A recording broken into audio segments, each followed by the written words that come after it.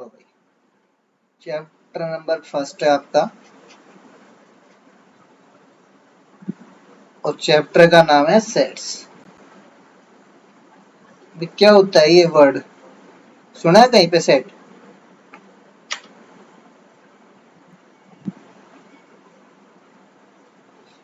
है भाई, इस वर्ड से तो वाकिफ होंगे अच्छे से, बस मैथ्स को छोड़ के।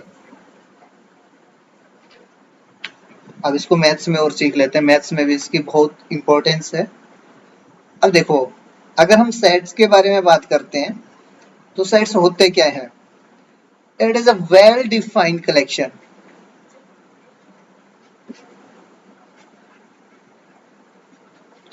Well defined collection of objects. ये ऑब्जेक्ट्स कुछ भी हो सकते हैं भाई, नंबर्स हो सकते हैं, कोई फंक्शंस हो सकते हैं, कुछ भी हो सकते हैं यहाँ पे। तो देखिए एक्चुअल में ये है क्या, एक कलेक्शन है, बस उस कलेक्शन में एक वर्ड यूज कर लिया हमने, वेल डिफाइंड। जो मेन इंपॉर्टेंट चीज है वो यहाँ पे यही है, वेल डिफाइंड। तो भाई किस कलेक्शन को आप वेल डिफाइंड बोलोगे? तो वेल डिफाइंड का सिंपल सा मीन्स ये है कि कोई भी एक ऐसी स्टेटमेंट जिसके बाद आपके पास कोई भी कंफ्यूजन आपके पास ना रहे। मीन्स कोई भी स्टेटमेंट बोली जाए उसके बाद आप में पास कोई भी कंफ्यूजन ना रहे। कंफ्यूजन का मीन्स है कि आपके माइंड में कोई भी क्वेश्चन अराइज ना हो। भाई क्वेश्चन आपके पास व्हेन, व्हाट, व्हाई, हाउ, लगभग आपके पास यही कुछ क्वेश्चंस होते हैं। कब, क्यों, कैसे, है ना? तो इन टाइप्स में से कोई भी क्वेश्चन आपके पास अराइज नहीं होता है तो हम उस कलेक्शन को सेट बोल देते हैं। तो ये तो हमारे पास ओनली डेफिनेशन है सेट की। फॉर एग्जाम्पल मैं आपको ये बोलता हूँ collection of. Sir screen share कर दो। Okay sorry.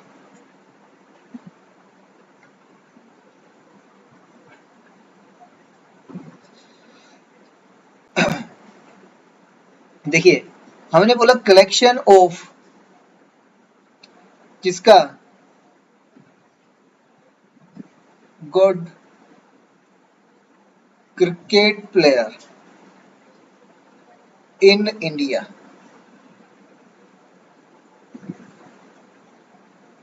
ठीक है, फर्स्ट स्टेटमेंट बोली हमने। सेकंड स्टेटमेंट है collection of vowels in English alphabet।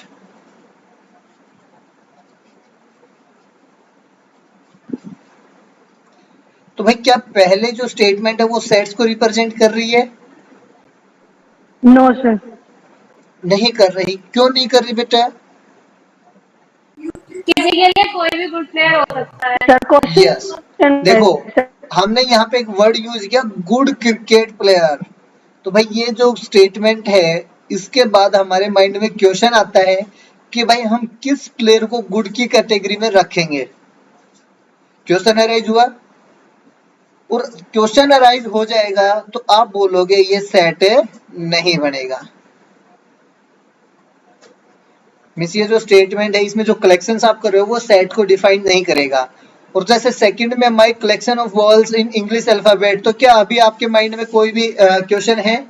Ambiguity आई कोई भी? नहीं भाई वॉवल्स को कहते हैं आपको पता है, ए ई आई ओ यू। हम सभी को अगर बोला जाए यहाँ पे हम यही 5 लेटर्स लिखेंगे, कुछ अलग तो नहीं लिखेंगे हम तो अभी। Yes sir.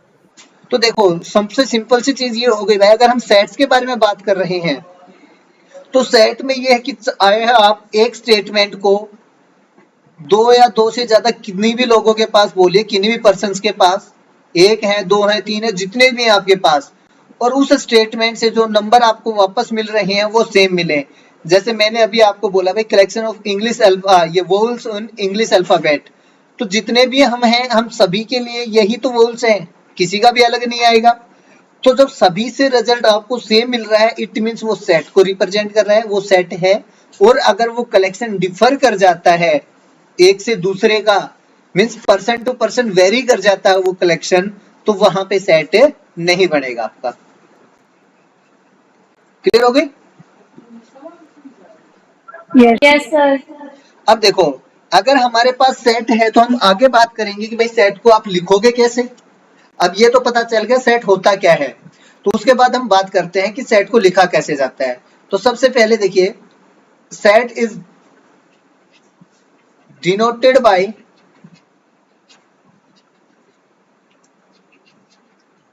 Capital letter of English alphabet.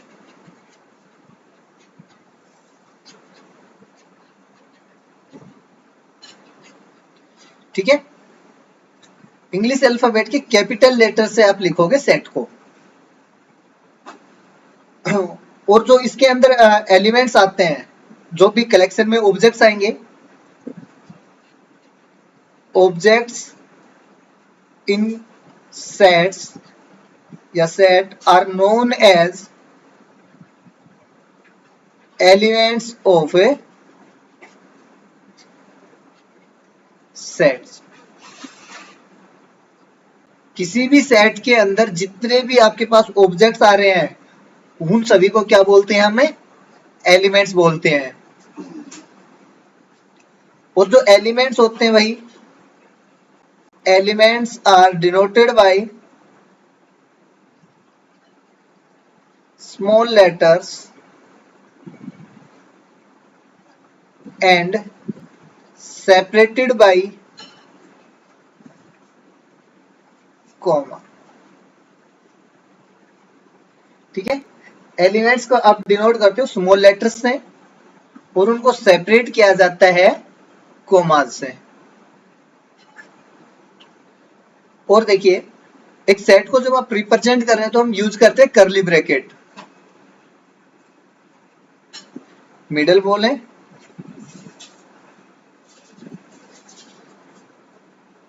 we use middle bracket to write a set। Means अगर आपको कोई भी सेट लिखना है, जैसे हमने यही लिखा, फॉर एग्जाम्पल आपने अभी लिखा था vowels of English alphabet.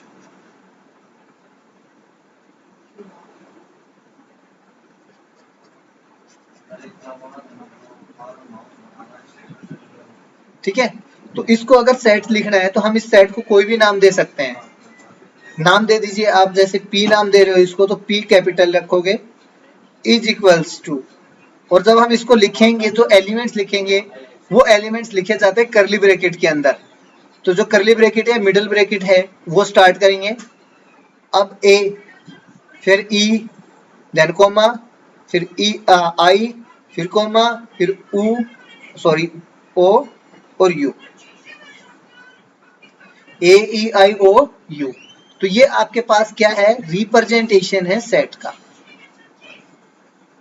Means हमने एक सेट को लिखा है, किसी भी सेट को लिखने का ये हमारे पास एक तरीका है अभी।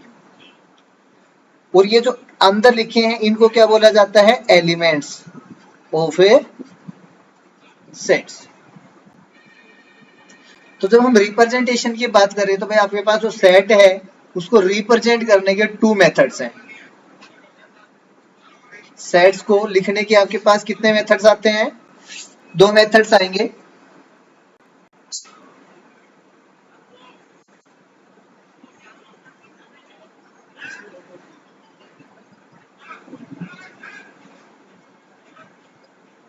एक होते हैं रोस्टर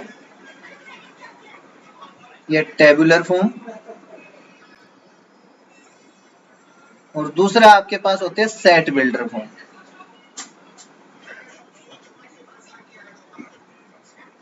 ठीक है, तो जो सबसे पहले रोस्टर फॉर्म है, टेबुलर फॉर्म है, उसके अंदर बात करते हैं।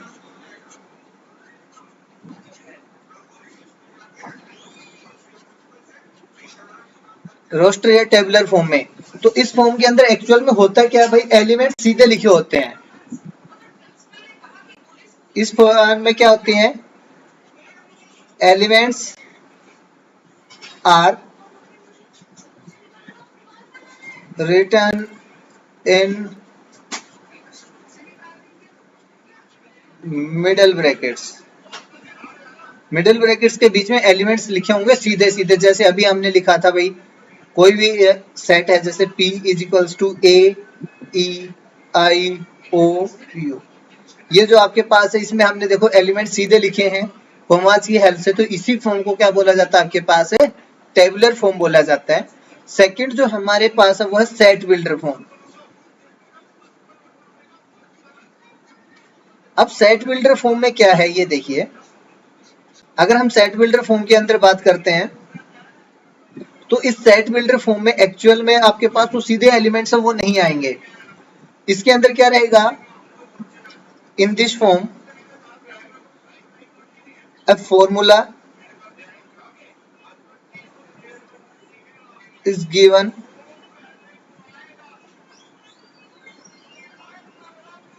to find set, मीन्स एक फॉर्मूला बेस है आपके पास, या एक कुछ ऐसा गिवन होगा जिसके पास आप ये बता सकते हो कि इस सेट के अंदर कैसे एलिमेंट है।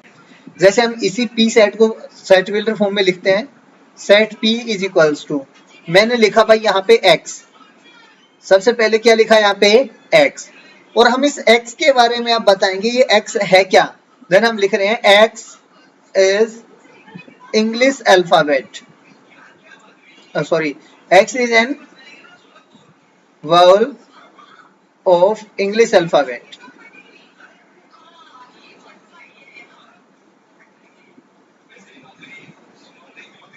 ठीक है, तो जो P है भाई इसके अंदर किस टाइप के एलिमेंट आएंगे, जो भी एलिमेंट रहेंगे वो कैसे रहेंगे, वाउल्स रहेंगे इंग्लिश अल्फाबेट के। तो देखिए एक ही सेट को हमने टू डिफरेंट वेज में लिखा है आपके पास, एक आपके पास टेबुलर फॉर्म है, एक आपके पास है सेट बिल्डर फॉर्म है। तो यहाँ से एक चीज क्लियर होती है कि भाई एक सेट को हम दोनों फॉर्म्स के अंदर लिख सकते हैं, टेबुलर में भी और सेट बिल्डर फॉर्म में भी। अगर आपको टेबुलर फॉर्म दे रखी है उससे आप सेट बिल्डर बना सकते हो, और सेट बिल्डर से वापस से आप टेबुलर फॉर्म बना सकते हो। क्लियर, किसी का कोई कंफ्यूजन? हाँ सर। No no sir. ठीक है, जब आपके पास ये हो गया उसके बाद हम बात करते हैं टाइप्स ऑफ सेट्स के बारे में। चलो उससे पहले एक बार कुछ स्टैंडर्ड सेट हैं उनके बारे में बात कर लेते हैं। स्टैंडर्ड सेट जैसे आपने सबसे पहले पढ़ा था सेट ऑफ, सबसे पहले नेचुरल नंबर्स के बारे में पढ़ा था आपने, है ना। तो नेचुरल नंबर्स के सेट को हम डिनोट करते हैं कैपिटल N। ये जो लाइन है वैसे बोल्ड N यूज किया गया है, उस बोल्ड की जगह हम सीधी लाइन लगा रहे हैं यहाँ पे, और कोई मीनिंग नहीं है इसका। अगर इस तरह से कहीं पे N लिखा जाएगा तो इट मीन्स ये क्या है, set of whole natural numbers. It means N जो है वो आपके पास कुछ ये है 1 2 3 4 एंड सो ऑन। ठीक है, उसके बाद अगर हम बात करें तो नेक्स्ट आपके पास क्या आता है, इंटीजर।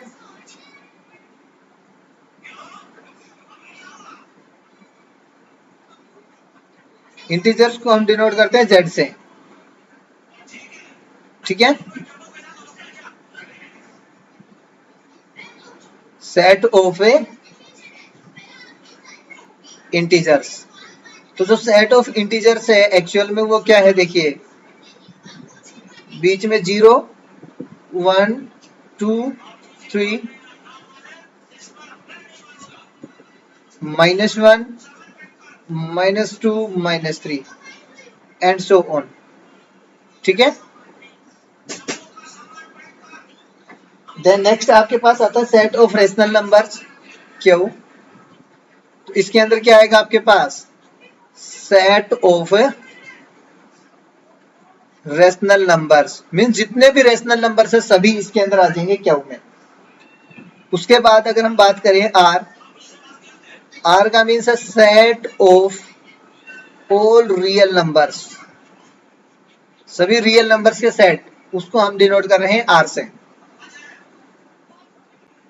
क्लियर, तो ये हमारे पास स्टैंडर्ड सेट रहेंगे जहां पे हम यूज करेंगे आगे। तो ये जहां पे भी यूज होंगे आप समझ जाना कि भाई आर अगर यूज किया गया मीन्स रियल, क्या यूज किया गया means rational numbers, Z use किया गया means set of integers, N use किया means set of a natural numbers.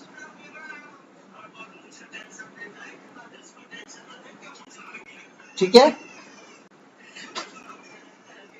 Yes, sir. अब देखिए अब हम आगे बात करते हैं टाइप्स ऑफ सेट्स। सबसे पहले एम्प्टी सेट आ रहा है आपके पास।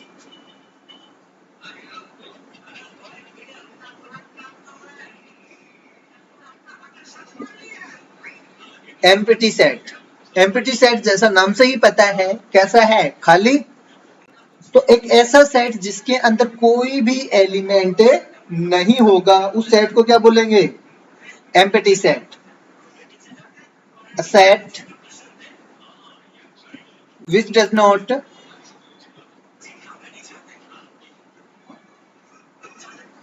contains any element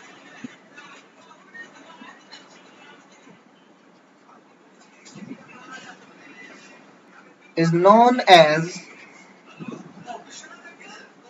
empty set। Means एक ऐसा सेट जिसके अंदर कोई भी एलिमेंट नहीं है, उसको क्या बोलते हैं हम, empty set. And it is denoted bye, empty set को डिनोट करते हैं भाई या तो फाई से, या फिर करली ब्रैकेट जो है उनके अंदर कोई भी एलिमेंट नहीं लिखेंगे, हम ब्रैकेट रखेंगे बस, इसके अंदर खाली रखेंगे, कुछ भी नहीं है। और ये जो है इसको बोला जाता है फाई। फाई से हम सीधा डिनोट कर देते हैं एम्प्टी सेट को।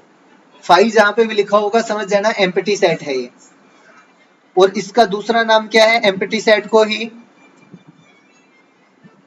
It is also known as Null set. Null set या फिर void set. Empty set, null set और वॉइड सेट तीनों एक ही सेट के नाम हैं। कंफ्यूज मत होना अगर कहीं पे कुछ भी यूज किया जाए तो। ठीक है, नेक्स्ट हम बात करते हैं फाइनाइट सेट्स के बारे में।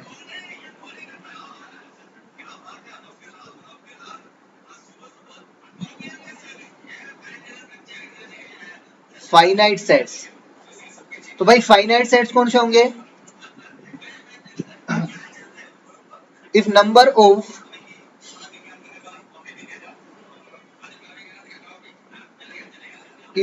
Of elements in a set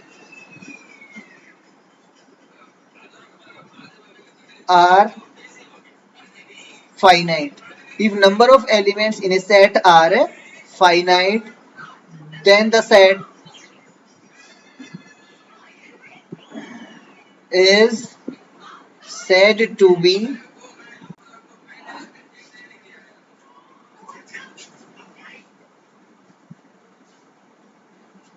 finite set.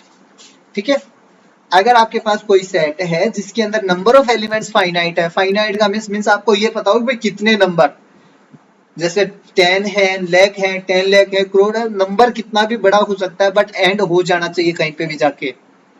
जैसे अगर हम स्टार्ट करें 1 2 3 और यहाँ पे कोई भी बड़ा सा नंबर लिख देते हैं। ठीक है, तो ये जो सेट है ये फाइनाइट है, चाहे ये नंबर कितने भी बड़ा जाके रुक रहा हो भाई, नंबर इस सेट के अंदर जो है वो चाहे कितने भी ज्यादा हो, बट ये जो सेट है इसको हम फाइनाइट ही बोलेंगे। और इसके अपोजिट इनफाइनाइट सेट्स कौन से होंगे,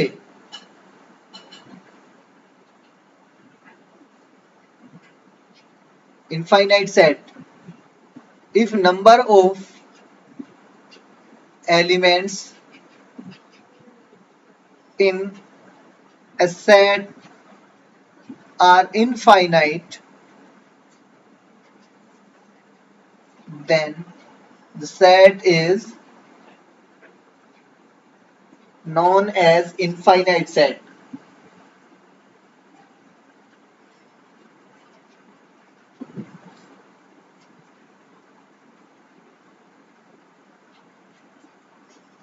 ठीक है, अगर किसी भी सेट में नंबर ऑफ एलिमेंट्स इनफाइनाइट हैं तो हम उस सेट को क्या बोलते हैं, इनफाइनाइट सेट। फॉर एग्जाम्पल अभी जो आपने नेचुरल नंबर्स का सेट लिखा तो आपने बोला 1 2 3 4 एंड शो ऑन, मीन्स हमें नहीं पता ये कहाँ पे जाके एंड कर रहा है। तो जब तक आपको लास्ट नंबर नहीं पता तब तक हम उस सेट को क्या बोलते हैं, infinite set.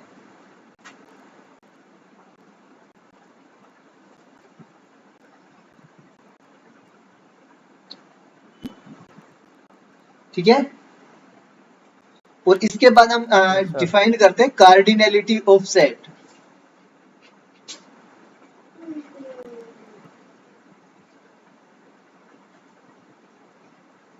Cardinality of set क्या है आप एक्चुअल में, ये बताता है आपके पास number of elements in a set.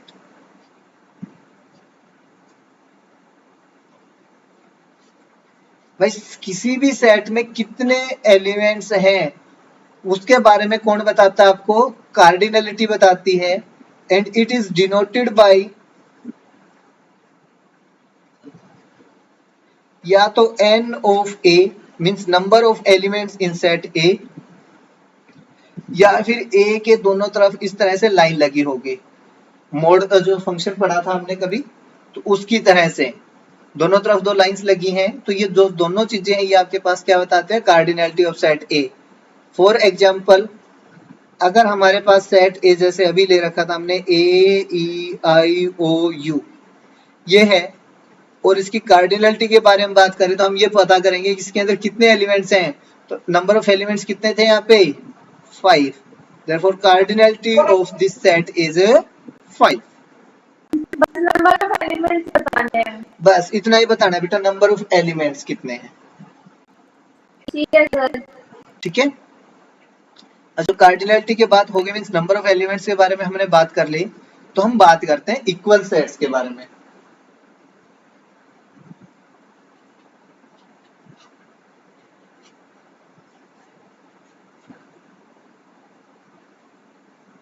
अब देखो अगर कंपेयर कर रहे हैं तो कम से कम 2 सेट चाहिए, तो हम बोल देते हैं 2 सेट्स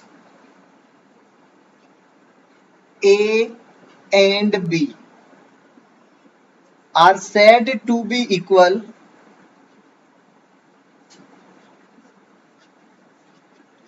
दो सेट्स हैं A और B, उनको हम क्या बोलेंगे, इक्वल बोलेंगे। कब भाई, इफ पहली condition number of elements in set A is equals to number of elements in set B, या फिर हम बोले cardinality of A and B are same, means दोनों जो सेट्स हैं उनमें नंबर ऑफ एलिमेंट्स सेम होने चाहिए। मीन्स A में अगर 5 एलिमेंट है देन B के अंदर भी 5 एलिमेंट होने चाहिए। अगर एलिमेंट्स इक्वल हैं देन हम सेकंड कंडीशन पे आएंगे, the elements are also same.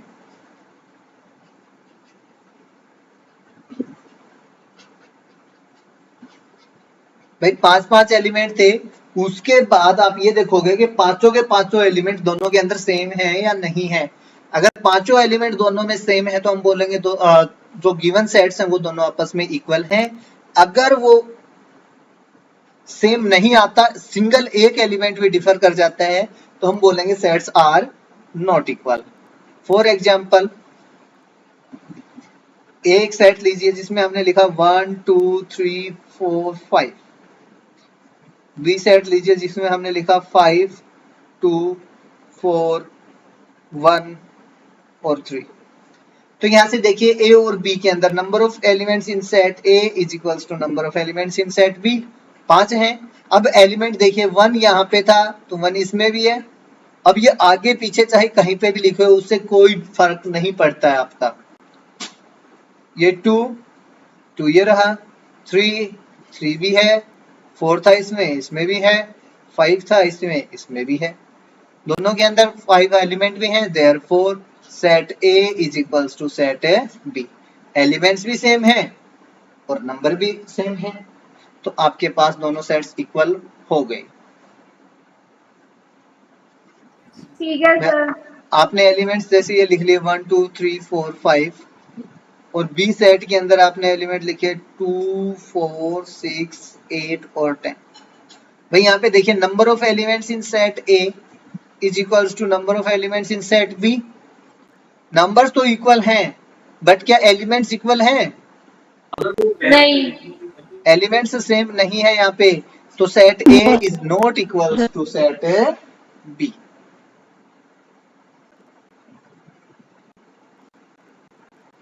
Clear हो गई बात? Yes sir. ओके, तो हमने अभी तक जो काम किया है, इतने पे आपके एक्सरसाइज 2.1 और 2.2 दोनों सोल्व होते हैं हमारे। Sorry, yes sir. 1.1 और 1.2। तो आज ये एक्सरसाइज 1.1, इसमें तो ज्यादा कुछ करने की जरूरत भी नहीं है, सिंपल से क्वेश्चन है। तो सबसे पहला क्वेश्चन नंबर फर्स्ट का फर्स्ट पार्ट देखिए। आपके पास बोला है collection of all months in a year beginning with letter J. तो क्या ये सेट बनेगा?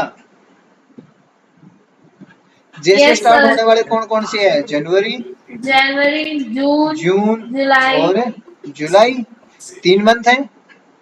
कोई कंफ्यूजन तो Yes, नहीं sir. आया? अगर कंफ्यूजन नहीं आया, इट मीन्स सेट बनेगा ये।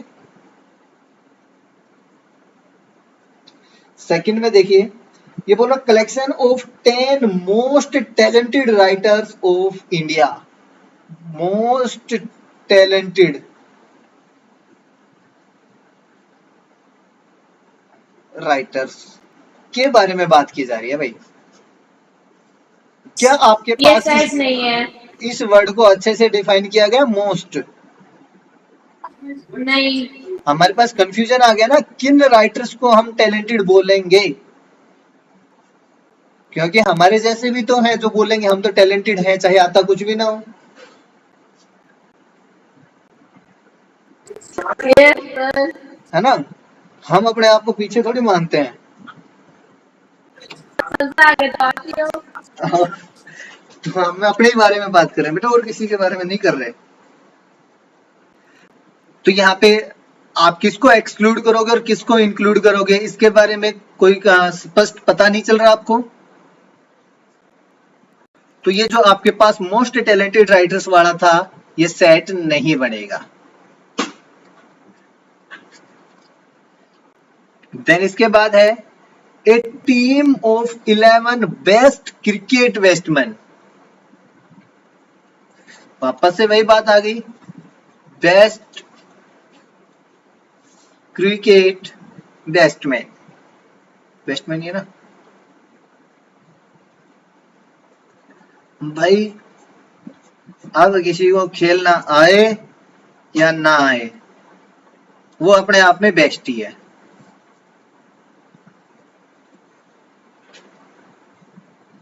ना? Yes, sir. तो ये भी नहीं है सर। हाँ, तो यहाँ पे भी हमें क्लियर कोई पता नहीं चला भाई हम बेस्ट किसको बोलेंगे, तो ये भी सेट नहीं बनेगा। The collection of all boys in your class. भाई आप जिस भी क्लास में हो,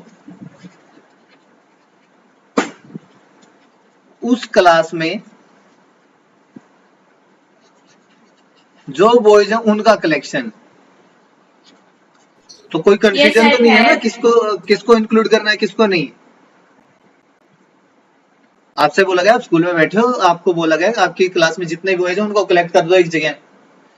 तब आप ये तो पूछने नहीं जाओगे ना भाई सर 12th के करें या 10th के करें या 11th के। आपको पता है आप कौन सी क्लास में हो? तो ना बताओ क्या करें। जिसको नहीं पता वो एडमिशन कैंसिल करवा ले फिर। सर दोबारा करें, क्या बेटा?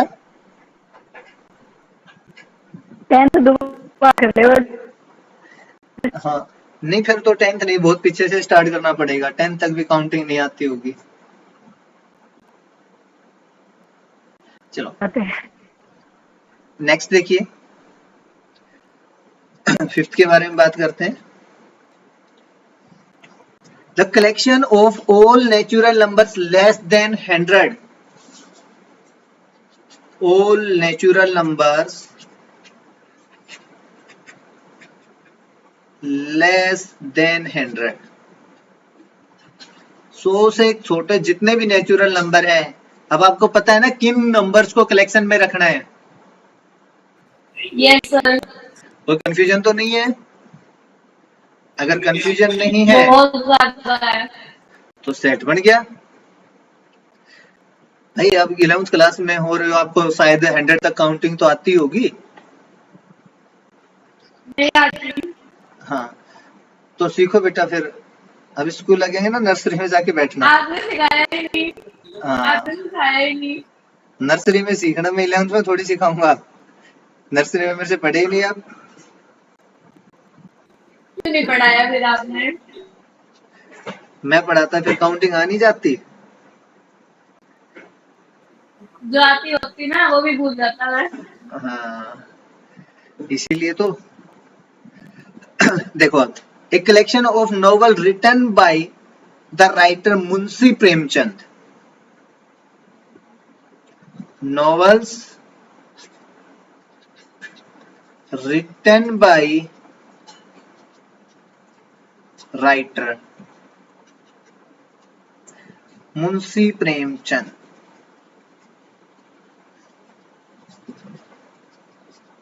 अब तो कोई कंफ्यूजन नहीं है ना, कौन से नॉवेल्स इकट्ठे करने हैं आपको।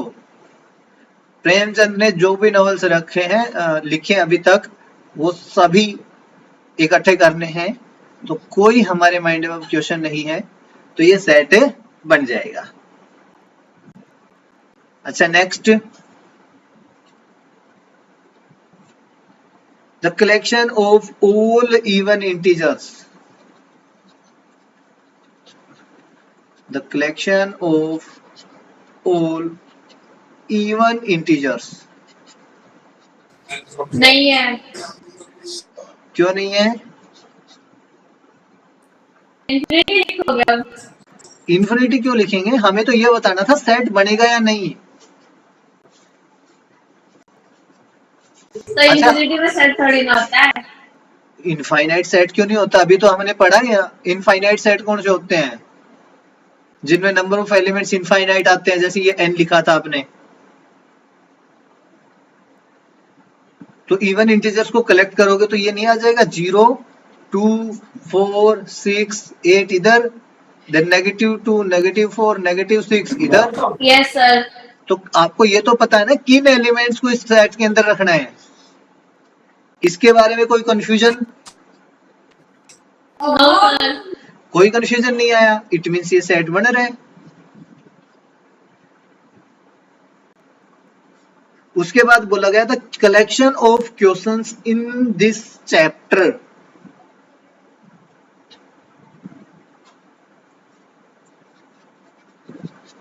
Collection of questions in this chapter. इस चैप्टर में जितने क्वेश्चंस आ रहे हैं उनका कलेक्शन। तो भाई अभी हमें क्वेश्चंस का ये तो नहीं पता कितने हैं, बट हम अगर चैप्टर उठाएंगे, बुक उठा के उसमें से कलेक्ट तो कर सकते हैं ना। Yes sir. तो यहाँ पे भी आपके पास ये सेट है, बन जाएगा। अब आ गया 9th, the collection of most dangerous animal of the world. नहीं है ये सेट। क्यों नहीं है? किसी के लिए कोई भी डेंजरस हो सकता है और कोई भी नहीं हो सकता। जैसे कि ये बच्चे। क्या सर, आगे बोलो। मैं बोल रहा हूँ जैसे कि ये बच्चे समझदार हैं, है ना। बहुत ज्यादा सर। मोस्ट डेंजरस एनिमल्स के बारे में हमें ये नहीं पता भाई कौन सा जो आपके पास एनिमल है वो डेंजरस होगा। टाइम की बात है, कोई भी हो सकता है खतरनाक। तो ये आपके वो पास सेट, सिचुएशन पे डिपेंड करता है। हाँ वही है। तो ये आपके पास सेट सर है। हर कुत्ता भी अपनी गली का शेर होता है। हाँ, तो किसी को भी हल्के में नहीं लेना। क्लियर? Yes sir. अब देखो, नेक्स्ट क्वेश्चन करने से पहले हम एक चीज को सीखते हैं। अच्छा, आप कौन से डिस्ट्रिक्ट से बिलोंग करते हो भाई?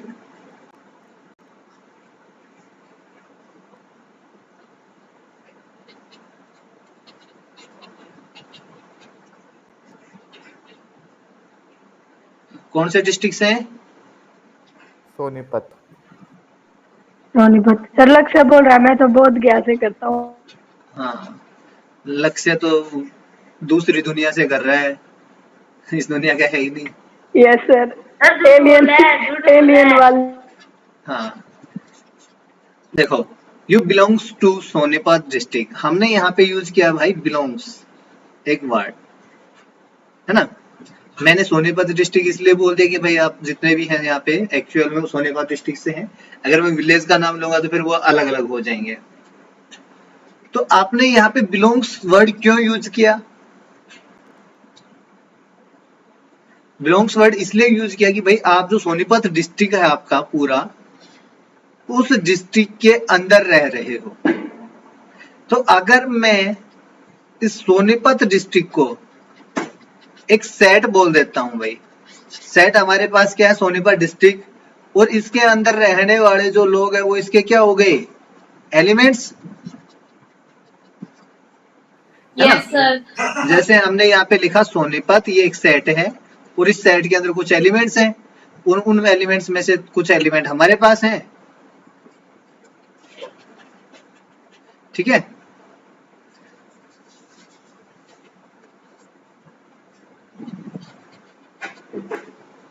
ये हमारे कुछ एलिमेंट है जैसे, तो हमने क्या बोला, अगर ये एलिमेंट इसी सेट के अंदर रह रहे थे तो हमने बोल दिया कि ये जो एलिमेंट्स है ये इस सेट से बिलोंग कर रहे हैं।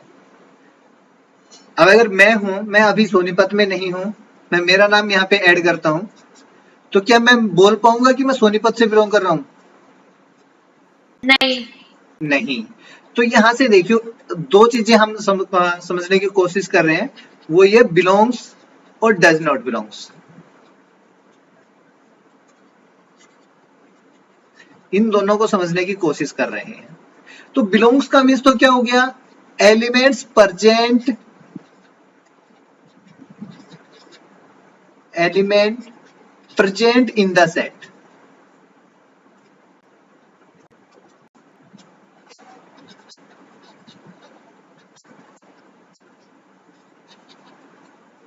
है ना। बिलोंग्स का जहां पे भी हम यूज करेंगे, इट मींस एलिमेंट का, अगर आप ये बोल रहे हो कि वो एलिमेंट सेट से बिलोंग कर रहा है, इट मींस वो एलिमेंट उस सेट के अंदर मिलेगा। और डज नॉट बिलोंग्स का मींस क्या हो गया?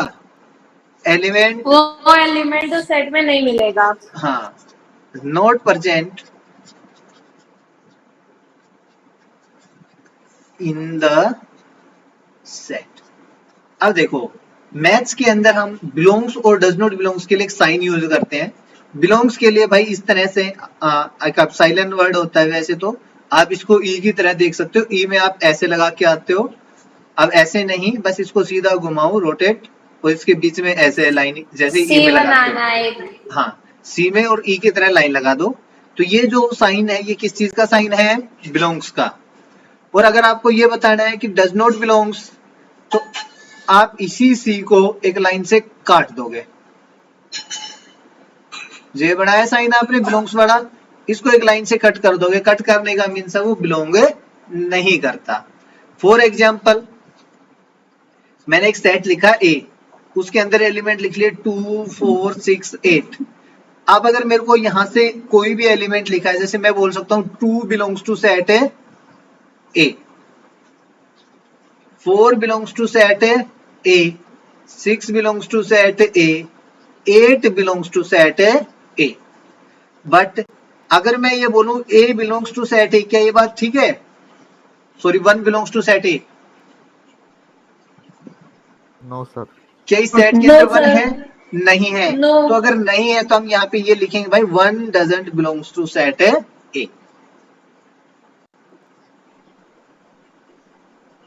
क्लियर?